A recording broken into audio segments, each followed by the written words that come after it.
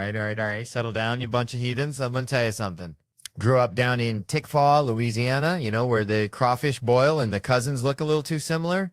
Had this neighbor, Cletus, bless his heart. Cletus swore he saw Elvis working at the Piggly Wiggly, bagging groceries with a sequin jumpsuit under his apron. Cletus was special. Anyway, speaking of special, you hear about this new infrastructure bill. $49 bajillion, they're saying. 49 bajillion? That's more than the teeth in my grandpa's jar, and he chewed tobacco for 80 years. But hey, we got the money, right? We just print more like magic. Poof. Roads everywhere. Yeah. Resus, I print more like our bosses. My kind of party. Roads. I love roads, especially when they smooth, not like these Louisiana back roads, potholes big enough to swallow a Prius hole. Makes you want to drive straight to Washington, D.C., kick down Nancy Pelosi's door and yell, "Fix these damn potholes, you dang old swamp creature." But hey, I've been thinking about infrastructure in a different way lately. My wife, bless her soul, went on a 4-day trip to the Virgin Islands, where the rum flows like the Amadi River after a hurricane. And I wasn't invited because, well, let's just say I've seen my fair share of paradise. So I was home alone 4 days. Now, some folks, they'd use that time for reflection, maybe learn a new language, organize their sock drawer. Me? I decided to test my willpower and see if I can make it 4 days without, taking care of business. Now, I know what you're thinking. Theo, that ain't infrastructure. That's just being a dang old weirdo. But hear me out. That's where things get interesting. Yeah, I ended up doing too many of them funny mushrooms or them molly rocks. I couldn't even pleasure myself. Like I was building my own damn mental infrastructure, a fort of sheer will.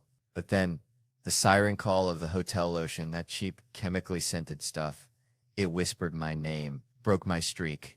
Hotel too fancy, like a damn palace. I couldn't resist. But then the lotion ran out. Crisis averted. Nope. Had to resort to the conditioner. Mm-hmm. The stuff in the little dispenser. Imagine a grown man in a Hampton Inn squeezing out a glob of fruity-smelling conditioner, feeling like a dang old raccoon trying to wash its paws. I had to go there to break it down and put a glob of conditioner on it. But that ain't even the worst part. I broke down and watched some adult entertainment. I haven't done that in so long. Amateur porn, dingy bed, reverse cowgirl, normal stuff. But then the dude put his thumb near her, the back door, and then he whispered, "Don't be scared. Don't be scared." I almost went Super Saiyan in the hotel room. I wanted to grab the conditioner. I'm going to steal that line. That's how you build real relationships, people. Infrastructure, man. Not just roads and bridges, but also learning a new line from amateur porn and a dang glob of hotel conditioner. I'll tell you what, it was time to go. Because if the lotion don't smell like the Virgin Islands, there's no point. So the moral of the story, folks, is that real infrastructure is finding a way to be honest, be present, and be real. Even if it means admitting you broke your promise to yourself in a hotel room to a Hispanic lady on camera, don't be scared. All right. So growing up in Louisiana, we had this fella, Cousin Earl, right? Now Earl, bless his heart, he thought mayonnaise was a suitable hair gel. All right? Just slathered it on. Said it gave it a certain sheen. Looked like a damp ghost. But hey, who am I to judge? Point is, Earl lived life his way. It's a little off-kilter, you could say. And that reminds me of Philly. See, because I was talking to my buddy Shane Gillis the other day, and he's telling me this wild story about doing Molly for the first time, right? During the pandemic at Helium, this club, and he's hosting the show, and Big J Okerson is handing out these party favors, and Shane's like, "Hey, why not?" Now, Shane's a funny dude, sober, but Molly, turns out, makes him a walking, talking motivational poster. He gets on stage all lovey-dovey, telling the crowd he's on ecstasy and they're eating it up. Jay just pieces out, leaves him hanging like a piñata filled with good vibes. And then there's Mark Norman. Poor fella, terrified of the stuff, but peer pressured into it. He takes a bump, freaks out, and hops on the Chinatown bus back to New York, probably thinking he's riding a unicorn through a rainbow dimension. Makes you wonder, though, right? Shane says Philly needs more Molly, or maybe Boston, places with a blue-collar struggle. He thinks it'll make people nicer, like swapping out their inner demons at a disco ball. Which, I mean, maybe he's onto something. But then he starts talking about Kensington Avenue, which apparently is a whole nother level of wild, like a real-life zombie movie, heroin and despair, just a whole mess. That's a damn shame. He driving through there after shooting sketches, like some kind of twisted safari, just marveling at the madness. It's like, damn, maybe Kensington needs Jesus more than Molly, you know? Or maybe a whole fleet of Cousin Earls with mayonnaise and some goddamn decency, because something needs to give, and that's why Philadelphia is really something else to me, a beautiful, terrible mess. Man, this reminds me of the time my cousin Earl tried to explain Bitcoin to me after chugging a gallon of sweet tea and wrestling a badger he found in his shed. It was equally confusing, equally long, and equally likely to end with someone needing stitches. Earl, bless his heart, he thought crypto was some kind of lizard currency like you pay the gecko at Geico with Dogecoin or something. I swear to God, he almost convinced me, just like I'm almost convinced I know what we're talking about here. 3 hours in, feeling like I'm riding a tilt-a-whirl at the county fair, blindfolded with a family of raccoons screaming in my ear. I'm like, up, down, left, right, gay, straight, what in the tarnation is happening? But honestly, I'm having a grand old time. It's like being high on mushrooms at the biggest show in America, just nodding along to the dumbest conversation you ever heard, like trying to decipher a squirrel's tax return. Then I remember this crypto thing we were dissecting, and I almost nodded off right there like a hound dog dreaming of a porch swing. And Jamie, sweet Jamie, the man behind the curtain, always mixing the sound, looking like he's seen some things, probably more than the rest of us combined. Nobody ever asks Jamie what he wants to talk about, do they? And that's probably a good thing, because Jamie looks like he's got more guns than Cabela's, and he probably knows how to use them too. Maybe he's got some stories from the backwoods, some secret knowledge about the Illuminati or something. Nah, he's a quiet genius, that's all he is. Like a possum playing dead, so he can steal your chicken. Jamie's a monster, alright, Jamie is a low-key monster, so what about Jamie? What time Jamie bringing up what he wants to talk about? Let Jamie take the wheel one day. Like throwing a bone to a golden retriever, just let him go wild. Then that's when he should do an EP. Maybe we should blindfold him too, like a piñata filled with grenades, just to keep things interesting. I've been on shows, and you've been on a show too, even been involved in a couple more, and everyone's all involved, but it makes him mysterious, the man behind the curtain. But he likes it that way, so we can't put it on him, but I'm switching between the two. We look like dumbasses on camera doing this, like a couple of scarecrows trying to tango, just keeping it real, keeping it weird, like a crawfish boil in a church basement. That's what this is. All right, so check this out. I was down in Natchitoches Parish, right, visiting my cousin Earl, bless his heart. He's got this coon dog named Blue that's dumber than a bag of hammers. I swear to God, that dog chases his tail till he falls over dizzy, just like the government trying to fix anything, you know? Anyway, Earl's telling me about Seattle. He went out there for a bass fishing tournament, lost every dang lure he owned, said it was like fishing in a dumpster fire, and he's ragging on this Space Needle thing, says it's nothing but a glorified toothpick, like trying to impress your date with a miniature pony. You think it's something special, but she's seen the real deal, and that got me thinking about all this cleaner talk, like putting lipstick on a pig. Still a pig, right? We're all walking around worried about hair, but we got needles everywhere, cities turning into giant pin cushions, and folks just pretending it's all fine, like saying that little old Space Needle's the greatest thing since sliced bread, when Toronto's sitting over there with their CN Tower looking all majestic and useful. Probably got doctors and astronauts up there saving lives, while we're just taking selfies with a rusty nail. Honestly, it's like expecting Blue to understand quantum physics. We're so busy looking at the shiny things we ain't seeing the real problems. And next thing you know, we'll all be up on that CN Tower passing out from hair inhalation.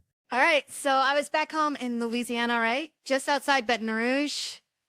My buddy Earl, he used to wrestle alligators for a living, not like officially, but he'd wrangle them out of people's yards for a six-pack and a handful of pork rinds. This guy, Earl, looked like a thumb that sprouted legs, but he had this swagger like he invented gravity or something. Anyway, Earl's got this theory, real deep stuff, that alligators are just misunderstood. He said, Theo, they ain't mean, they just hungry and confused, like most people on Otter, which brings me to this whole thing about sex or the lack thereof. So you think those alligators, I'm walking around hungry and confused. Now, back in the day, folks were walking on the moon before they let black guys play corner at Alabama, which is wild, right? And in my own little galaxy, I'm on a different kind of cycle, the drought. It's like a remake of a remake, like Hollywood just churning out the same rom-com with a different haircut. So I sat my lady down real serious, like I'm giving a eulogy at a pet cemetery. And I said, baby, I got to burst. Once a week, bare minimum. I'm talking hand job, nipple action, whatever gets the engine purring. I need to release the Kraken. You know, she looks at me like I just asked her to knit a sweater for a Sasquatch. Says, don't be ridiculous. Ridiculous. This is biology, woman. This ain't the Home Depot Garden Center. This is the freaking Amazon rainforest of male needs.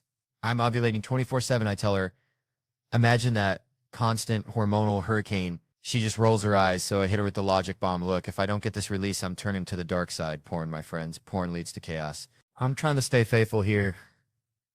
Committed before Christ. And she hits me with the curveball. So you're going to cheat?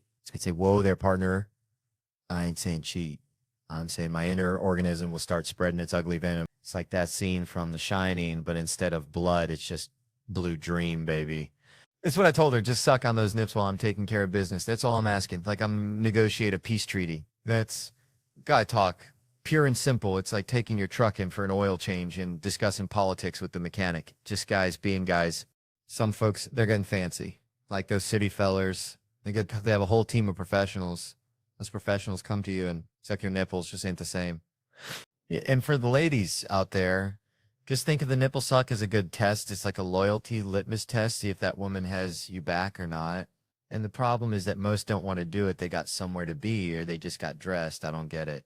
It's the final piece of the puzzle. What's a redneck to do? Anyway, I was talking to my buddy Earl. Earl's still wrangling alligators, but he switched to CBD oil for the arthritis. Says it's like a hug from the inside out. He says, Theo, women, they're like alligators. You got to approach them slow and steady, then strike when they least expect it with affection and a good back rub. Now that's wisdom right there, folks. Wisdom from a thumb-shaped man who stares death in the face every Tuesday. So I'm headed home. Gonna try Earl's approach. Wish me luck. I'm bringing a jar of moonshine and a bag of jerky just in case she needs a little coaxing. And if that doesn't work, well, there's always the alligator farm down the road. Maybe I can just rustle one of those reptiles for a little stress relief. So I was driving my truck, right? My old beat up Ford, the one I call Betsy because she's reliable, like a grandma at a church bingo night, only less judgmental. And I see this dude walking down the road wearing a full suit of armor, like he's about to joust at medieval times, but he's just strolling past the Piggly Wiggly. And I think only in Louisiana you see stuff like that. But then it hits me, this whole idea of being stuck like that guy in the armor, you know, weighed down by all this stuff. Cause I read this article about how like Shane Gillis, he's back on top, right?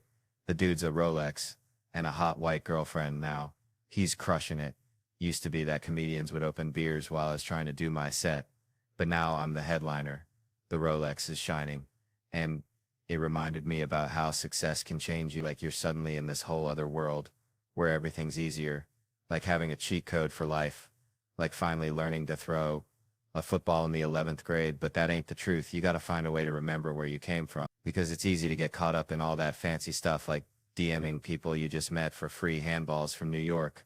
I mean, who does that? But you got to remember the struggle, how hard you worked to get there, the nights you slept on a buddy's couch, and how good it felt to finally land a joke that made people laugh, not from pity, but because you were actually funny. And it ain't just about the money or the fame. It's about staying true to yourself, like that funeral director with a stiff body. But you got to find a way to keep it real, because if you lose that, you lose everything. You become some kind of weird centaur or some other mythical creature, but without any of the magic. Just a sad dude in a fancy suit, looking for the next handout, when what you really need is a dose of that good old-fashioned humble pie served up with a side of Louisiana sunshine. Because at the end of the day, we're all just trying to make each other laugh. Not because we're better than anyone else, but because for just a little while, it makes the world feel a little less like a haunted house and a bit more like a dang old home. All right, so growing up, we had this old hound dog named Blue. Sweetest thing you ever did see, except he ate everything. I mean, everything. One time he ate a box of my grandma's denture adhesive, Poly Grip. She was furious. Looked like he was smiling with a mouthful of marshmallows for a week. That dog, I swear, had the appetite of a Louisiana swamp gator, just chomping and going all day long. And that reminds me of Shane Gillis, see, because Shane, he's like that hound dog, just devouring everything in front of him. But instead of denture adhesive, it's life, it's comedy, it's, well, you saw those old clips, didn't you? From Philly, Pennsylvania, looking like he just crawled out of a Blockbuster music that was getting bulldozed to make way for a vape shop. He's up there talking about wanting to fight hipsters near the weed posters like a Dalmatian pup ready to scrap. And that's when I realized this dude's been fighting his whole life. Not like my Uncle Earl, who fought a raccoon over a bag of Cheetos once. Earl lost, by the way. But Shane, he's battling his own weird strength, that strength where you win, but you're crying so hard it looks like you just watched The Notebook for the 10th time. Undefeated, he says, but always sobbing. I picture him charging like an Irish Frankenstein, tears streaming down his face, squeezing the poor fella he's fighting. Then he hits college football, benching 350 pounds, a mountain of a man, grabbing some poor townie by the hair. That's Shane. Like a confused grizzly bear who stumbled into a Tupperware convention, just powerful and out of place. He's got stories of breaking noses and waking up covered in blood like a scene from CSI Scranton. Then we jump to Comedy Central talking about moving from a white trash town, probably somewhere near my cousin's trailer park, where they have those lawnmower races, to a city where everyone is woke, like stepping from a monster truck rally into a yoga retreat. He's poking fun at country music, saying it's just about what a white guy is doing at that exact moment, which is kind of true, ain't it? I mean, I don't need Google to understand what mudding is.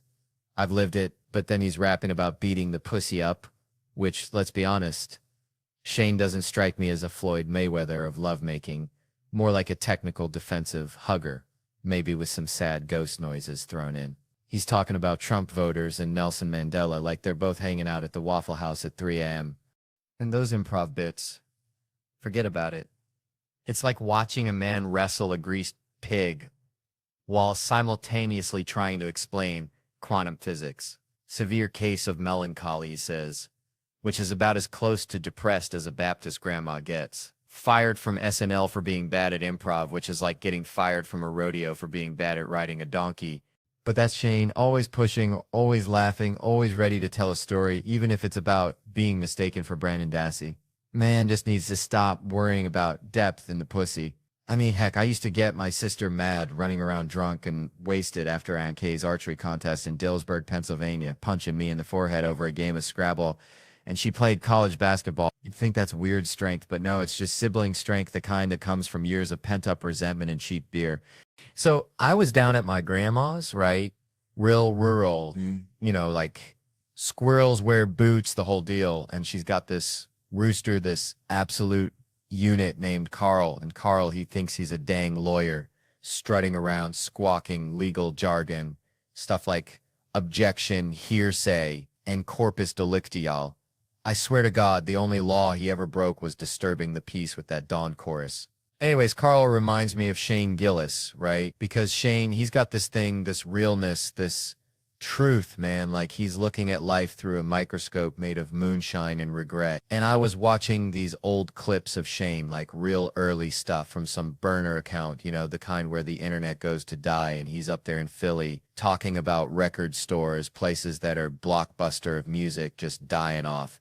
He's looking around. He's got that Vaughn-esque charm where he can be like, I hate every single person that shops here, you know, just owning it, kind of like Carl the Lawyer Rooster. But then he gets on this thing about fights, and it's gold, I'm telling you. Undefeated, he claimed, but it ain't no cool victory. It's all weird strength and crying. Just a big old Shrek Frankenstein walking at people, squealing like a stuck pig and giving him a bear hug of despair. And I'm thinking, that's Shane Gillis, baby. The guy's not a tough guy. He's not trying to be. He's just this big, awkward fella that knows how to squeeze the life out of you and then talk about it with the best of him. He tells his story about college football, some North Carolina fracas where he chugged a beer and went full berserker, another in Pennsylvania. It was straight up street justice, but it's all so honest, you know, no bragging, just this raw, hilarious truth about being a big dude who's somehow always the underdog and he never goes against other than women. Talking about he undefeated till his sister shows up and she laid the smack down on him, hoops player and all. And there's another story about kickboxers and dog tags and just grabbing the little man and then like, whoa, he is champion. It ain't glory, it's just chaos, the kind you can't look away from. And it hits me. Shane ain't just telling jokes. He's weaving tapestries of absurdity, painting portraits of small-town life with a brush dipped in battery acid and honey.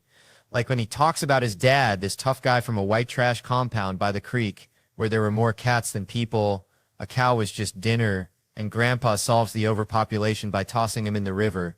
That's a Shane Gillis story. That's the real deal. The dude can make you cry laughing while simultaneously making you feel like you need a shower. He just makes you feel something, you know? Kind of like when you see a dog wearing shoes. Just confused and amused at the same dang time.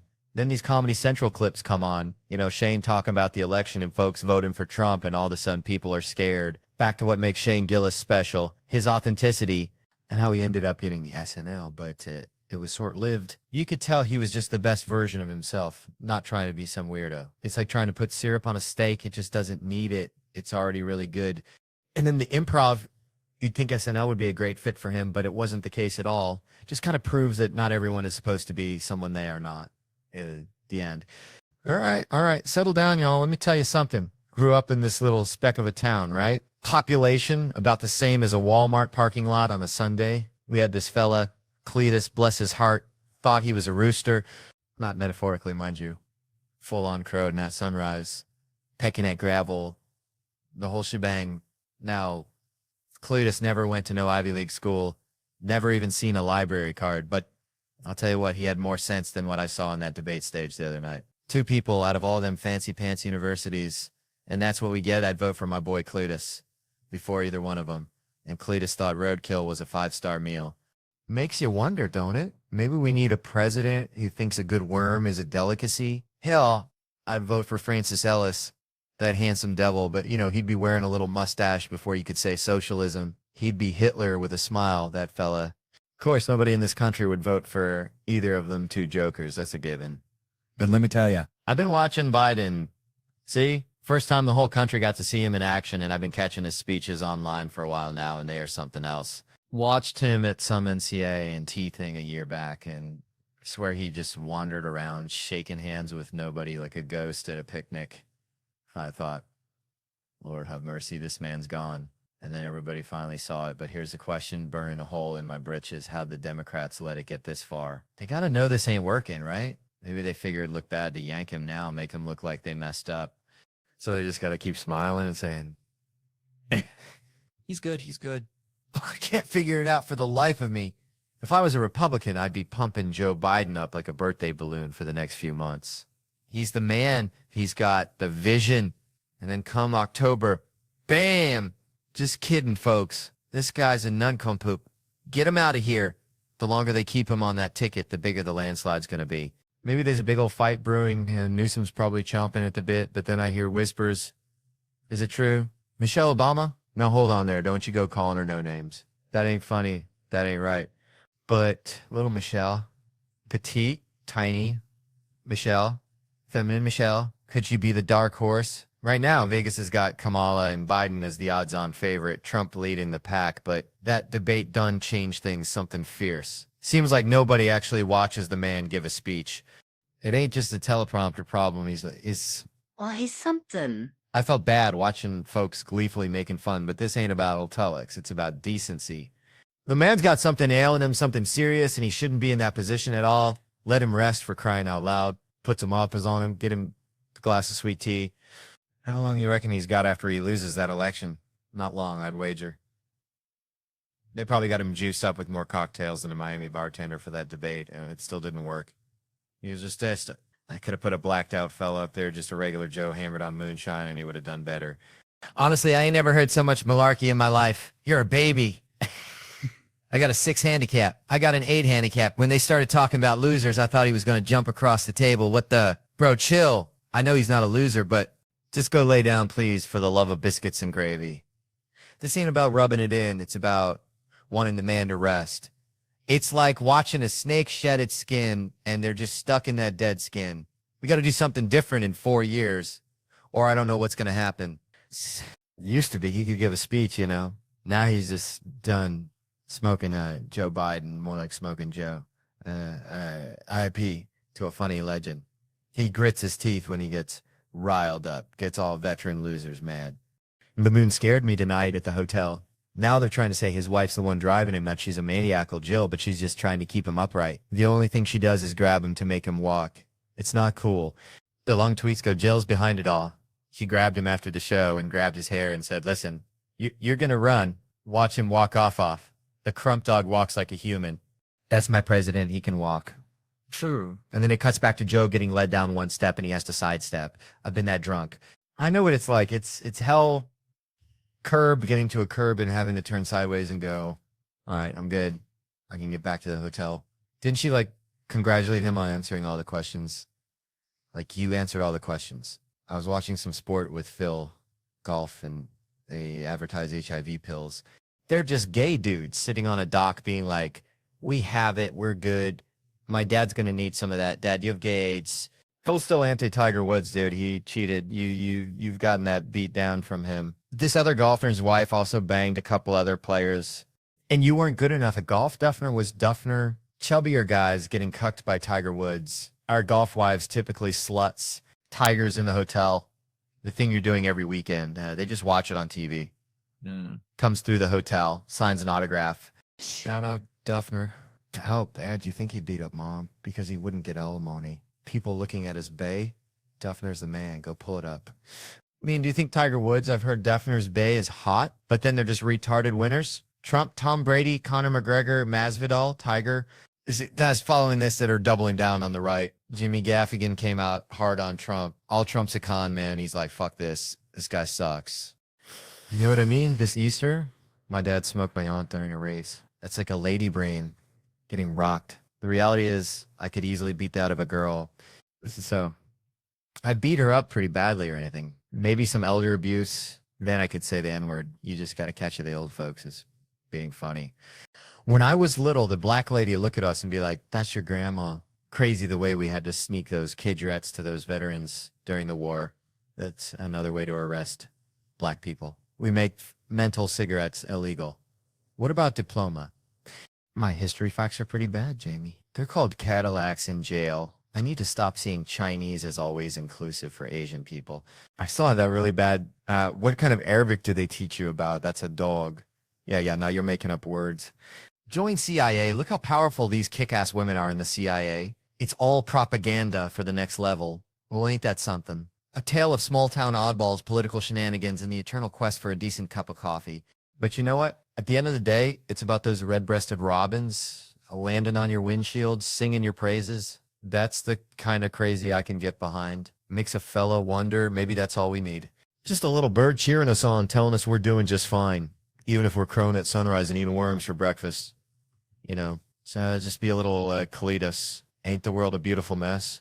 All right, settle down now, folks. You beautiful swamp donkeys. Let me tell you about this time. See, I was living in this apartment, real fancy, like, you know, particle board countertops, the whole shebang. And I had this couch, see, hand me down from my cousin Billy, bless his heart. Bill swore it was practically brand new, said his boy had only used it for a little while, had a kind of lived in smell, you know, like stale Funyuns and repressed dreams. So we wrestled this thing out of Billy's truck, him huffing and puffing like a chihuahua climbing Mount Everest, get it in my apartment. Looked all right, little lopsided, but hey, free couch, right? So fast forward a few months, I'm chilling on this thing, watching Lord of the Rings for the 87th time. Probably eating a bag of Doritos, crumbs falling everywhere like confetti at a tiny person parade. And I start feeling something like a little tickle, a tiny Russell Crowe wrestling match under my butt. Just a little scrape. And I'm thinking, what in the tarnation? So months go by, the tickles get more frequent. I'm starting to suspect I got a phantom limb situation going on. I even start thinking maybe I'm developing superpowers. Couch empathy, the whole 9 yards, till one day Billy comes over, says he needs to grab something from the couch, and I'm like, all right, Bill, you hold the bottom, I'll lift. And when I lifted, I wasn't prepared for what I saw. Y'all, it was a moose nest, a whole ecosystem of depravity. Orange peels, Dorito bags, a goddamn civilization built on my refuse, smelled like a gym sock dipped in dumpster juice. It was dark, man, like a tiny Jerusalem under my couch. It just struck me as that dark reality when I was lifting the couch. They were living off me. You know, a wilderness civilization off of my refuse. And I knew it, and I smelt it, and the darkness was like, oh yeah, we didn't really make it as a person. That's the worst. Like when you confront the absolute, like when I get a girlfriend, we get ready to go. There's something very nice and honorable about that, though. I like staring into the abyss. It's just so nice when you reach the age where you can kind of like clearly articulate your deepest personal failings, and you know they're terminal. I hope those Hindu are right about that, terminal problems, and just staring right at him. And yeah, so what sucks? I suck at. What's it to you? You're gonna die too. That's what I'm saying. I'll start hitting the panic button, and it's just like, dude, I'll just do like the thing on the remote, and I'll be like, there were 3 rings forged for the elves. I'm like, yes, okay, now it's time to go to bed. It's time to nod off. And Lord of the Rings is back. Going, Lord of the Rings is on. Dude, you're slapping that vein. You're tapping back in. It's 7 for the dwarf lords, 9 for the realm of men. And I wondered how many times did that mouse colony hear Lord of the Rings? They probably understood it. Like Pavlov's dogs, they were probably like, Doritos are coming. You can hear the opening credit to Lord of the Rings, and they were like, it's time to eat. So many generations of mice. It might be like Pig that heard the music, and they were like, this is it. Our fart king is the feast. The throne! Dude! Under that couch, you just hear, it's your fart. Dude, it must have felt so good. Imagine hearing the muffled, hello, I'm outside, great. I'll be a bit there. Yes, yes, we feast. I'm outside. What language is that, man? I think the woodman had some colonies of mice in his closet. That dude just bowls of hardened mustard t-shirts into like a little cycle. Mouse nests are terrible. I had a mouse nest in my oven in one of my old houses. When you start lighting it up, you smell their mouth. So I went to Predator Cat. A sweet Tibble will give me vacant up here. He's an outdoor boy. I can't lock him in the big city. He can hunt. You know what happens after that? Like, When you and a lady buy an animal together. Brother, don't remind me. Cats are forever. Don't remind me. You know what happens next, brother? Yes. You give them the animal and you cry. When you think about you're familiar with the animal leaves, you can't take the animal. Only the most heartless will take the animal. But dude, if they offered up, they gave you the animal like, dude, I know this is going to be a long road for you. Here's your dog. That's how I think it should have went down. But whatever. My 2 cents. You want to talk about life failures, guys? Talk about the dog I lost kills me. Brittany hits me all the time. She goes, you're talking about the big choppy carrots. I'll be like sitting there. She's like, do you think that dog's still alive? And I was like, Brittany, that's demonic, dude. And it's nice when you know those people are wrong. I like those games. Yeah. You still think about that dog we need exorcism, those games. Do you not like to bother that you're supposed to be in love with? I'm a demon now. Oh, and that house was cold too. I never turned the heat on. It was definitely like 20 degrees at night and just a fart came down. Imagine them eating weird takeout. And then the problem is I eat the food and I put it down on the ground and fall asleep. So they're feasting and take it underneath the couch. They burrow and carry everything up. Honestly, the industriousness of it, it's pretty. There probably was a Tostito when Billy lifted the couch. There was a Tostitos bag. And I was like, yeah, in the center of your couch. And they probably come up every now and again to get their noses in your sweatpants. So great that he didn't bring it up because we just got the couch from this hot friends that work out. He came to my house. Dude, did you see the face I made? He's like, I lifted it up and there's a Tostitos bag in there and I was facing the sadness. Lord, they're living off me, dude. She's all in my shirts that are vaguely stained. You telling me you can't wash it out? Like you think you wash it out? And okay, what I'm saying is that whole damn colony probably thrived just to the sound of me hitting play on Lord of the Rings and eating garbage on that old couch. Now, that, boys and girls, is a metaphor for something. Probably don't know what, but it's something I tell you. All right, folks, gather around. Let old Theo spin y'all a yarn, a real backwoods ballet of the brain. So I was down in Louisiana visiting my cousin Earl. Bless his heart, Earl thought ketchup was a type of currency. That's how country we talkin'. Anyway, Earl's got this pet raccoon named Rocket, right? Rocket was smarter than half the folks in Tangipahoa Parish, could open a beer faster than you can say Sweet Home Alabama, and loved to gamble with bottle caps. Serious stuff. One day Earl's fixing to watch SNL, and he tells me, Theo, boy, this is the big time. Maybe one day you'll be on that there show. Next thing I know, bam, I'm almost on SNL talking big game, feeling like a king, like a rooster strutting around the hen house. Then whammy, fired faster than a firecracker in a chicken coop, gone like a whisper in a hurricane. Talk about a plot twist. Felt like someone snatched my crawfish etouffee right out of my hand. Made me think about Trump and all that hullabaloo. I mean, Mr. President, how do you feel about gay rights? He'd probably say something like, love it, great, beautiful, but all that dancing, too much dancing. And keep those white fellas off the football field, folks. And that got me thinking about fights, see, because fighting is a douche move, but I'm undefeated, but it ain't pretty. and like some Bruce Lee kicking, chopping. I got weird strength, used to be called something else, but we woke now, so it's weird strength until they come for that word too, mark my words. Every fight I'm ever in, I get punched first, then I cry. That's it. Just tears and a walk straight at the other fella. Why would you hit me, you dumb idiot? We could have been best friends. And I squeeze them till they wish they were back home eating grits with their mama. You win a fight at a party, you think you're going to get some sugar, right? Nope. All them ladies look at you like you're some kind of swamp creature, some Shrek-looking fella crying and hugging, walking at folk like an Irish Frank. They ain't touching you with a 10-foot pole. Shout out to Ari, by the way, for this beautiful weather. Host of This Is Not Happening, show named after his career. Edgy fella for a 50-year-old. And Ari, you're failing at yoga, buddy. Now then, some lovely lady named Jo in England in a bathtub asks about age gaps in relationships. Older woman, younger guy. Is that okay? I don't know, folks. I'm just glad she's taking a bath, keeping clean. Look at the suds. Didn't notice that earlier. But I ain't trying to get no waterworks here, folks. This ain't British SMR, but that question made me think. Technically, my resume is kind of sick. D1 football, almost a decorated veteran from West Point. Got out of that real quick. NMS on SNL. That's like a medal I can order online, wear it with my stained hoodie, bored early on planes. You know, I was big back then, 6'3", benching 350, a Frankenstein move, just wanting someone to murder me. And we'd fight townies, these white trash fellas in Burlington, North Carolina. We beat the biscuits out of them. Just a bunch of jacked black dudes and me. One time, this fella thought I was reaching for a gun, socked me in the mouth. As I chugged my beer, slammed it, said, "You got to hit me harder than that." And went a beating. One time in Penn State, some little fella talking knock. Never fight anyone your size. That's the rule. Just little fellas and ladies. Wait, scratch that. My sister, she here, used to beat me up. 5th grade, saw Goldberg do the spear, beat the living daylights out of her.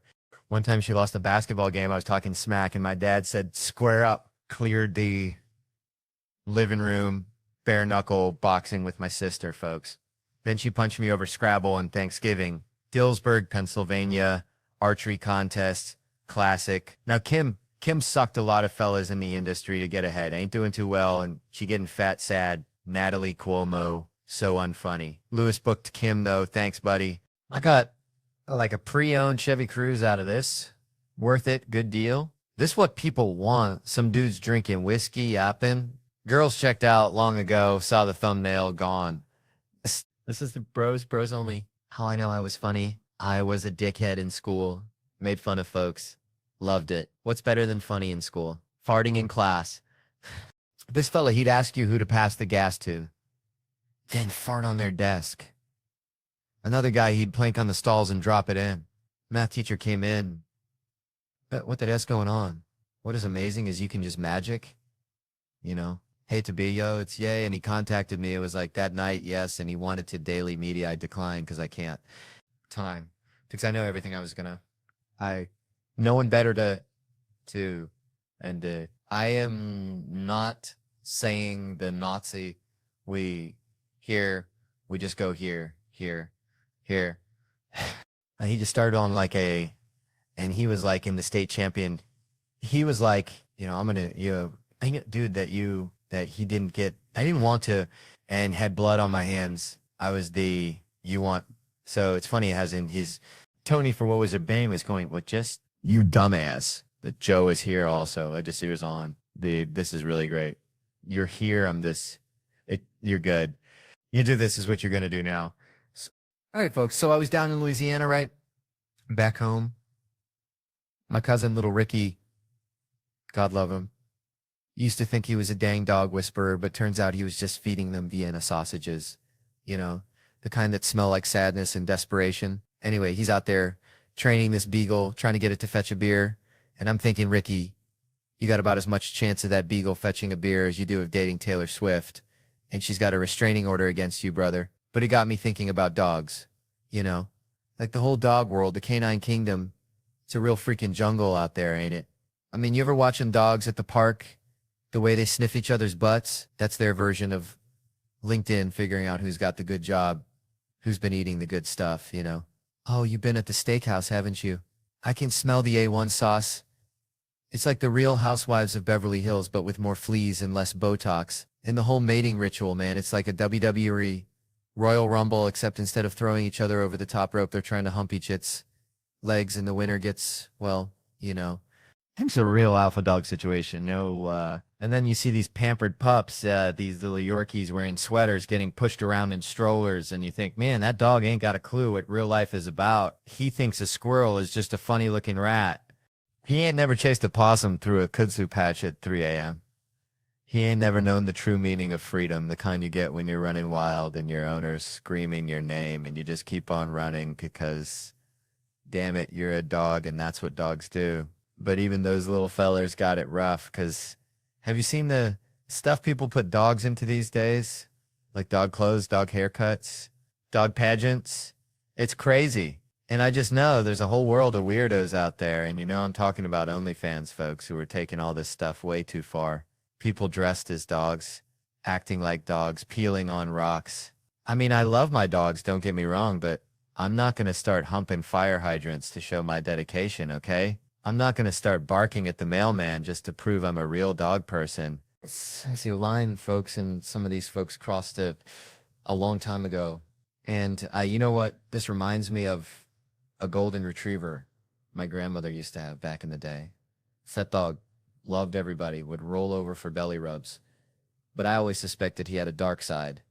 You know, there was a glint in his eye, a certain intensity that made me think that dog's seen some things, man. Things you wouldn't believe. One time I caught him staring at a squirrel for like a solid hour, not moving, not blinking, just staring. And I thought, that ain't Tim. That's the kind of stare you see in a horror movie. Right before the demon starts levitating. So yeah, dogs are great. They're loyal, they're loving, they're good to have around, but also sometimes I reckon they are rapists. And always watch what they get up to. So you should always ask yourself, are they really man's best friend? Or just furry little weirdos with a dark secret and a real thirst for adventure? The kind that involves a whole lot of sniffing, humping, and maybe, just maybe, a little bit of rock peeing. Speaking of rocks, I got a buddy who swears he saw Bigfoot peeing on a rock up in the Smokies last year. But that's a story for another time, folks. Maybe I'll even tell you how my cousin Ricky's beagle actually did fetch a beer. Thanks to a fishing rod, some baling wire, and a whole lot of desperation. Good night, folks. You've been great. Try the veal. All right, folks, let me tell you something. Growing up in Louisiana, we had this dog, right? Oh, Blue, sweet as pie, but dumber than a box of rocks. One time, Blue chased a squirrel up a telephone pole, stayed up there for 2 days barking at nothing. 2 days. People bringing him water in a bucket, looking at him like he was some kind of hero. Anyway, Blue remind me of something sticking to things even when it makes absolutely zero sense. Which brings me to something I've been pondering, seeing some folks are always asking me, Theo, when did you know you were funny? Like it was some kind of birth defect, you know? I got popped out of the womb, covered in amniotic fluid, doing a dang puppet show. Truth is, I don't know. I was just a youngin' making fart jokes in class. Wasn't nothing finer than a good old stink bomb in Mrs. Higgins's English class, you know what I mean? Except maybe. This one buddy of mine, Daryl, there was an artist. Daryl, he didn't just fart. He orchestrated the whole damn thing. He'd walk up to you, eyes gleaming, and ask, who do you want me to gas, partner? You'd pick some poor sap, and Daryl, bless his heart, he'd stroll over, drop true, and unleash a bioweapon of mass destruction right on their desk. Now that's commitment. And Daryl, he wasn't a one-trick pony. He took his craft seriously, even used the bathroom in different styles. He'd grab on to the top of the stall and drop the kids off at the pool. Anyway, remind me of this Joe Rogan fan in Canada who keeps sending me picture of his grilled meats. It's like, how many ribeyes can a man grill in a day? Some people, they just don't have the tolerance. They can't handle the heat. Now I got to blame the tenders. Some people like to blame the hot dogs from Sunoco. But no, it's the tenders and the alcohol. Now you got to ease it back down with the CNN man. None of this Fox News. It's like that whole dang gangbang thing. You know, if a woman wants to be degraded, you got to respect her boundaries and give it her. You know, reminds of a time back in the hotel. There was a lady, things got dicey quick, and she'd Hellraiser's my snake, sliced it right up, and made me call for new towels. And I had to hold it like a fish, gripping on it hard. Anyway, where I was, you were always thinking, you know, that first kiss is always pretty awkward. The first move, just to making it and not sex, is there's nothing more gross. But then you get some days like the other day out there drinking bottle of rum with Louis C.K., texting all your exes and telling them you love them. Louis never texts back, feels me full of anxiety. He's getting ready to block me and take my number. But whatever, you know, got to protect him, my king. Then there was this size at Skankfest. He walked up to the stage and just told them to shut the hell up. Like those Matrix brothers tranched or something and turned into the pink dreadlock fighter or some stuff. You hear those Wachowski folks made the Matrix and now they're ladies.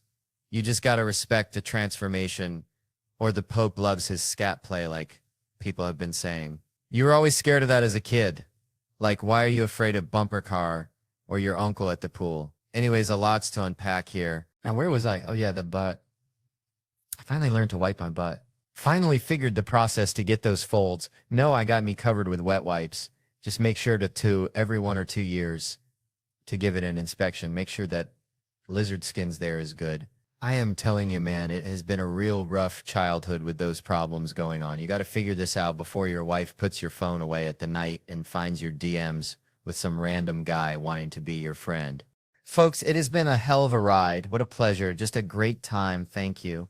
All right, folks, let me tell you about my buddy Shane. All right, Shane looks like he just crawled out of Ridgeway, Pennsylvania, still got coal dust under his fingernails like a young Yeri elk ready to buck some sense into this crazy world. He's the kind of fella you see sipping a Stella Artois at noon, shrug and say, yep, that's Shane. See, I tried calling him Freak the other day, you know, just a little ribbon, and he gave me that look like I just asked him to do gymnastics in a Kmart parking lot. It's like Shane operates on a wavelength that's powered by Coors Banquet and the memory of a three-legged dog he once knew. Makes sense, right? But then you got me. See, I'm like a broken fidget spinner, never quite landed on one thing. I want to transcend the entire concept of this podcast. Just hop out of this narrative completely. Maybe identify as a sentient corn dog just to see what happens. And then inevitably somebody's going to yell, Theo, you're being racist.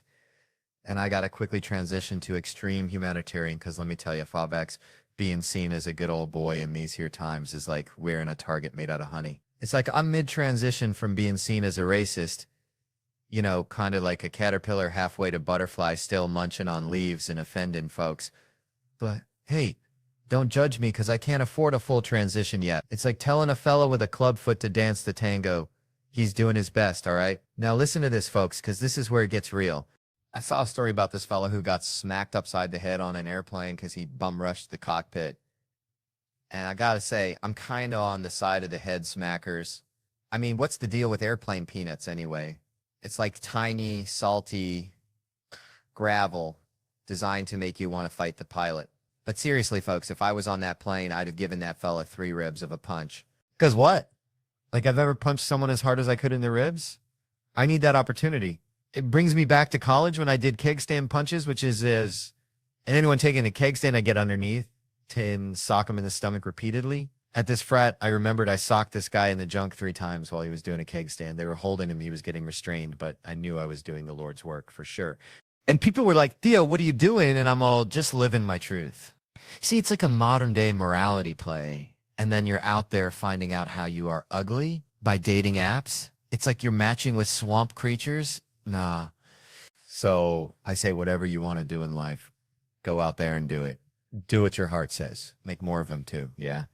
I was never going to say that, but you know, my woman was a working girl and I was like, oh, working at a Home Depot and I'm a dummy on the streets. I just want to wrap it up though. All I like now is watching sports and drinking. So I had the good run, and if I get taken, I'm doing what I want. I went and finished that book. If that happens, I'll be like a rock, dude. Doors are stuck. Okay, I'll just stay in my trailer then.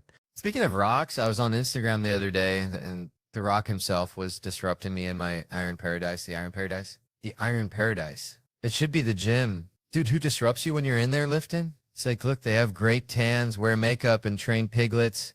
I'd like to meet those piglet. It's like I was reading a book today and thought this could be the day those fellas from the government take me away. So the internet needs to calm down and we should get back to just watching sports and drinking beer like our daddies intended. Because if that keeps happening, you're going to be put in a casket made in China. Let me tell you something, boxes, right?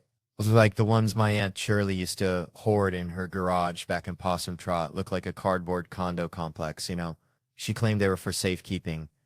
But safekeeping what, Shirley? Her collection of porcelain cat figurines. Anyway, Trump, yeah. Trump reminded me of Shirley's garage. It's a whole lot of stuff piled up, some good, some bad. A whole lot of great people on both sides, he'd say. Like Harry O, great person. Couldn't vote for him then. Probably can now. Bless his heart. Snoop 2, Dogfather himself. Double G, great person. Makes you wonder, you love Death Row Records? I love Death. Excuse me, Love Life just slipped out like a greased piglet at the county fair. Incredible. I tell you. Got tagged in that 9,000 times. They said that was the best Trump impression ever. Well, black people are better at things. It's just science, like how a hound dog can sniff out a possum from a mile away. Jamie Foxx, though, hey, don't like he was just kidding.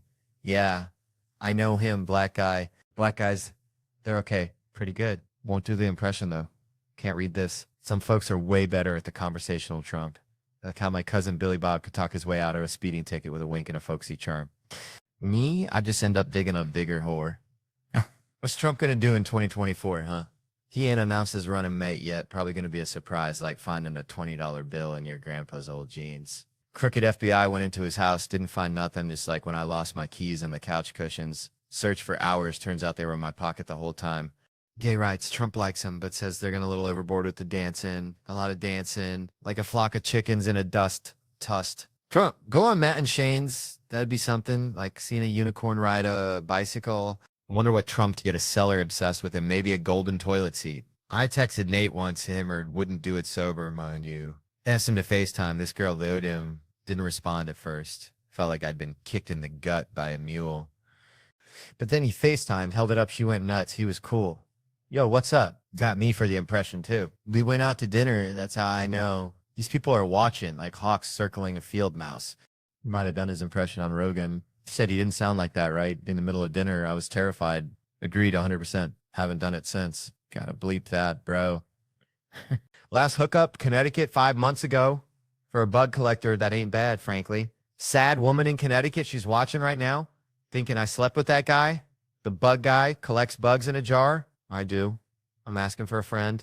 I do make the bugs watch. Better that way, you see. Heard that red bench thing. What the Japanese call the Chinese. Racial slur. Short Chinese, knuckle sandwich, punch, red man, Rudolph the Red-Nosed Reindeer, would you stick your dick in? Bucket of Mountain Dew. Joe, you could do nothing to me. Hurt you severely, everyone knows it. Beat Joe's ass so badly. 17 and how long? Wow, that's a great age for getting your high school diploma or for showering with your dad like his daughter did. Look it up, you'll be surprised. Showered with his daughter till she was 13. Love my family, so it's coming. Not a Republican now, but it's coming. On the road every weekend, nothing to do during the day. Then stand up at night. Visit historical places throughout the country. Don't laugh, it ain't lame. Went to Mount Vernon in D.C. George Washington's house, plantation, shucks. Only one there, first summer during COVID. 15 reenactors that don't break character. Everyone in the 1700s signed up for the tour. Tour guide was Martha Washington. Some fat bitch saw right through it. Gotta hang out with her for 15 minutes. Make small talk with a woman, pretend to be builder in 1700s. Insane. Where's George Washington? Oh, the general. He won't be joining us today. He's in his chambers. You and I wait. You trying to get lucky? Never broke character. Enough times gone by, thinking why nobody broke character. They thought I was special needs. Like, bless his heart, watch me park. Oh, one of the driving ones. Look at him. Mask didn't do me any favors, just my eyes. Sunny hours, George Washington. Oh, you're a big guy? Yeah. Me and Martha go in for the tour. COVID restrictions, not allowed to speak indoors. $36. Me and a woman dressed like Martha Washington, dead silently walk through for an hour. Nothing to read, just old chairs in the corner of every room and getting at. And out outside. Any questions? What was that? Me and Martha, I go off by myself. Tarred down statue season. Want to check out the slave quarters? Want to see what all the fuss was? No, whatever. What'd you do that summer? Post black squares on your Instagram. Grew up dealing with racism. Pisses me off how black people get compared to monkeys. Think it's horrible bullshit. They're more like dogs. Hear me out. Not in every way. Dogs won't try killing each other. Can't count on a black man for emotional support. Can't understand them when they're trying to talk. Female ones are bitches. Sucks when you got to hit one. Horrible. Great shit. Absolutely perfect. Finest stand-up ever heard. You know what all of that reminds me of, though? It's like when you're at the feed store getting chicken feed, and you see that one old farmer, looks like he's been chewed up and spit out by a combine, and he starts telling you a story about the time he chased a tornado with a rusty pickup truck and a can of Copenhagen. And you just know it's going to be a wild ride full of twists and turns. Probably won't make much sense. But you can't help but listen because you know you're hearing something real, something raw, something that only that old farmer could tell. And when he's done, you just got to tip your hat and say, well, I'll be, even if you ain't got the faintest idea what he was talking about. But you know, deep down, you just heard a story about life the way it really is, warts and all. And that's something special, something you won't forget anytime soon. Probably even tell someone else someday when you're old and weathered enough to pass it on. See, so yeah. All right, folks, let me tell you something. My grandma used to say, bless her heart. She said, Theo, you look like a wet raccoon climbing out of the oxkit barrel. And I said, Grandma, is that good? She just cackled like a witch riding a rusty chainsaw and went back to polishing her dentures with turpentine. But it always stuck with me, you know, that image of that feeling of being kind of out of place, a little bit feral and covered in something sticky.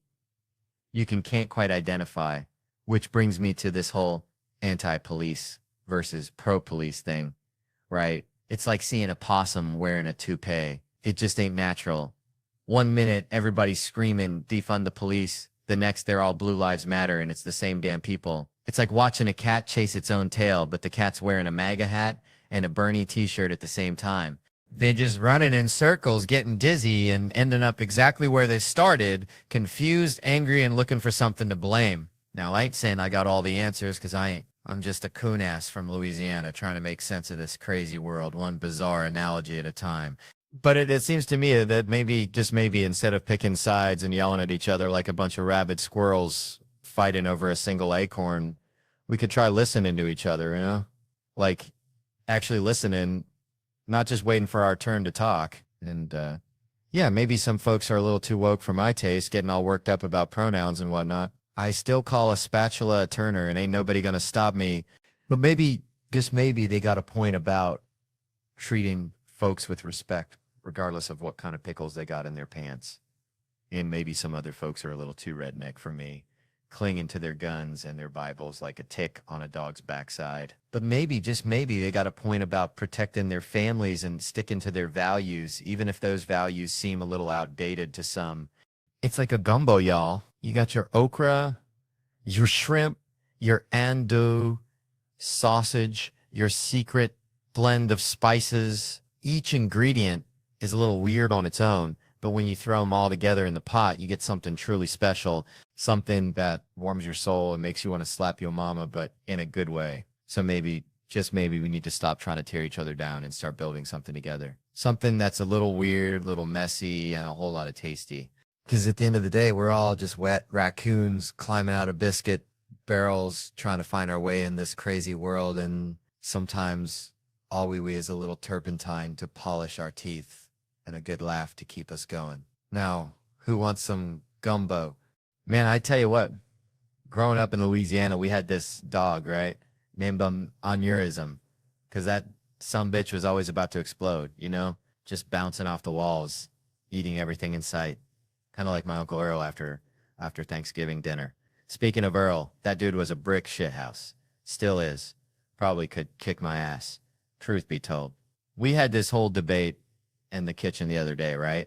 I squared up, threw a little jab, just messing around, and he goes, boy, I'll still whoop you. And Mama, she's on his side naturally. Always has been. It reminds me of this time I came out of the bathroom and he just towel whipped me right in the face. Doing laundry, he said. Laundry. I grabbed the towel he had said. Mama, and I was like, Joan, move or you're next. She didn't budge, so bam, towel whipped her good. She started crying. Dad went ballistic, yelling, you hit my girl. Now, my dad used to call me a pussy all the time, which is a real trashy family tradition, that whole son versus dad standoff thing, you know? Like two lions sizing each other up. I used to play football, got pretty big, and would kind of bully him, wrestle him, but I knew in a real fist fight, he'd still mess me up. It's that grown man strength, that look in their eye, like they ain't afraid to go there. Different generation, see? My dad grew up fighting constantly. Don't just go over to 3rd Street and fuck those guys up just because they live there. Just Irish and Italians going at it in the playground. Out where I grew up, it was Antioch, Mechanicsburg, Louisiana. We still had good racism, man. American racism. We weren't too busy. So I was just hanging out with 2 beautiful ladies the other night, mother and daughter. They were from Rhode Island.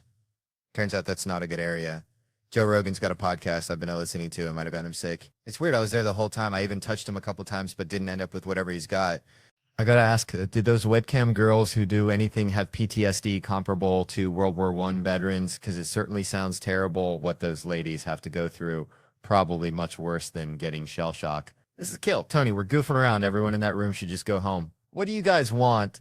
I'll tell you anything. Will you let me be your daddy, Shane? Will you call me pussy? Call me anything. Look here. They're squeezed on my leg. Don't let them use me. That's what the damn liberals do. Tony, you look like Animal Balloon out there. And it's only when you want your ass to be in the air. Maybe if you put a gun in the air, I might care. Maybe I'd finally get you to like me. Like, I have a couple drinks and people start to see my ass, or at least they want to. It's cool. You get to go fishing anytime you want now, but that makes you just like every other guy. So I don't want to talk about that. See, that's why it's so messed up that Joe Rogan went to the Kill Tony show and threw up during their podcast. What, are you trying to compete? You can't do this to Kill Tony. You can't do it to the little guys. You can't shit over all the little men like you do. Who could be better? He's like Pet Cemetery. You were dead. You misunderstood me. I think of the building they held the student protest in this week, and then I thought it was the same in 1968. Man, that was so long ago. Something turn in, turn off, lockdown. Timothy Leary, that guy. Everyone's just hating on him. He says we should encourage them all and have lots of meat. That is all I need to be happy. Timothy Leary was doing a lot of the drugs with people, you know, and everyone says they planted the weed on him. But man, that doesn't even sound so bad right now. You guys see me and Nate Diaz. I joined Steve Garibin with Nate Diaz, and man, was it weird. The yin and yang just didn't even mesh. Jerubin worse, the wrinkled old Navy in front of, oh, what did he even worse? Dude was in his little goggle, just sitting by the beach looking crazy. And here I am trying to talk to this dude. Nate, you're so awesome. And I was wearing a little Dia shirt. I wanted to make myself feel so bad. We sit in these dinners. They had like a square table, but no one said anything the whole time. When it was time for my stand-up, I thought I was going to do it big. But man, I was so wrong. I told them they weren't good, but they are, and everything just tumbled down. And you know what? What can I do? Say I want to be her, but I'm afraid of her tits. What can I do, man? You want to hear the selfish part of all this? Well, it will happen. No one should live if I die. You're always going to blow someone within a year, so give me money and be a witch. Being a baby is crazy, being in the water and feeling these chemicals. It sounds nuts. Why should I ever have them? That sounds like a sex thing. When I was young and beautiful, I would say, my cousin is awesome and hot. My cousin is all those things. Yeah, when I was, man, I would just tell everyone what they need to know. It just seemed obvious. You got to chill. You can't just be shouting that stuff around. I like your aunt to smell the aunt's head. That seems good. Seems natural. We were driving down the street when I screamed, pig. And then when the cop called us over, my dad walked over and said something, but I don't know what. Then when we went to jail, I looked the guard in the face and said, but I sleep at a Holiday Inn tonight. You guys go to the hoarder. That's what it all comes down to. The guy's house is full of piss. Everywhere is just piss jugs. And he's so proud of his urine. It's hard not to laugh. You want to come over? Are you going to take my pee? What could I possibly do if you had sex with my mom? Then they had to ask the cop what to do when they had sex with your feet. Remember that kid that was born rich? He was going to get a revolution. He tried so hard to get a rebellion and nothing happened. 2 people got shot. He was exiled from there and I just felt bad. He goes to Tasmania and wants to find someone. The dude ends up with the woman and he wanted to go to America, but he couldn't. He wrote a little poem and made his way to, he did nothing, but that man's life was the American spirit. It shows you how to get a revolution on your own for free with friends. That's the real meaning of that. The Queen saw him and liked him, I think. I think it was a beautiful woman. I think he needed to find his way in America, maybe sell the world to them because he could change that. Do you know what happened 80 years ago? I'm 80. I wasn't raped to death on the German friend. Let's give it up. Let's have a great week. Thank you.